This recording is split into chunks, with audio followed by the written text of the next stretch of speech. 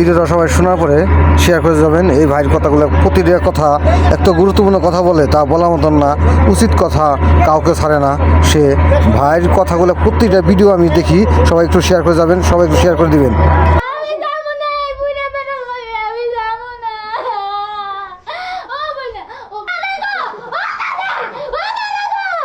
পুরাতন চাউলে ভাতে পারে, যাও মামুনি যাও, কান্নাকাটি করে না। কি ভাবছেন এটাই বলবো? না, আমাদের দেশে কিছু কিছু পরিবার আছে যে তাদের অল্প বয়স্ক মেয়ে টাকার লোভে মেয়ের সম্মতি ছাড়াই 32 বছর ছেলের হাতে তুলে দেয়। বড়লোক জামাই দেখে অল্প বয়স্ক মেয়েটাকে বয়স্ক চাচাদের হাতে তুলে দেয়। তো আমি তাদেরকে বলি, আপনার মেয়েটা বয়স্ক ছেলের সাথে বিয়ে দিলেন, আপনাদের মান সম্মান রাখতে, আপনাদের কথা রাখতে মেয়েটা বিয়ে করলো, কিন্তু সে কি খুশি হলো?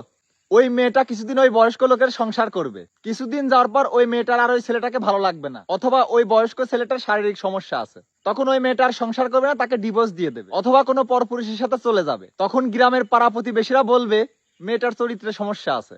কিন্তু ওই পাড়া প্রতিবেশী কোনো সময় ভাবে না যে একটা মেয়ে ছোট্ট থেকে পেলে পুলে বড় করে সবকিছুই দিতে পারে, কিন্তু মেয়েটির পরিপূর্ণ চাহিদা দিতে পারে না। আর এই কারণেই হাদিস অনুসারে একটা মেয়ে যখন বয়স হয়ে যায় তখন তাকে বিয়ে দেওয়া হয়, কারণ ওই মেয়েটার যা যা চাহিদা আছে সবকিছুই বাবার বাড়ি থেকে দিতে পারে না। তার জন্য একটা মেয়েকে বিয়ে দিবে, যার সাথে বিয়ে দিবে তার কাছে গিয়ে মেয়েটি পরিপূর্ণ সুখী হবে। কিন্তু ওই মেয়েটিকে বিয়ে দিলেন, বিয়ে দেওয়ার পর যদি ওই ছেলেটা শারীরিক দিক দিয়ে দুর্বল হয় বা বয়স্ক হয়, তখন কিন্তু ওই মেয়েটা পরিপূর্ণ সুখী হতে পারে না। তখন নিজের চাহিদা মেটানোর জন্য অন্য পরপুরুষকে বেছে নেয় বা খারাপ লাইনে পা দেয়। একটা মেয়ের যখন বয়স হয়ে যায়, একটা ছেলের যখন বয়স হয়ে যায়, তাদের একটা যৌবনের চাহিদা আছে।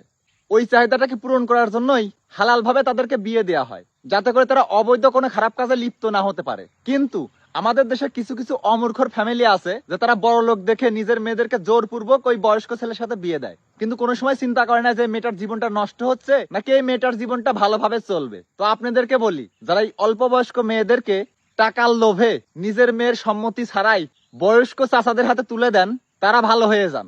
ধন্যবাদ।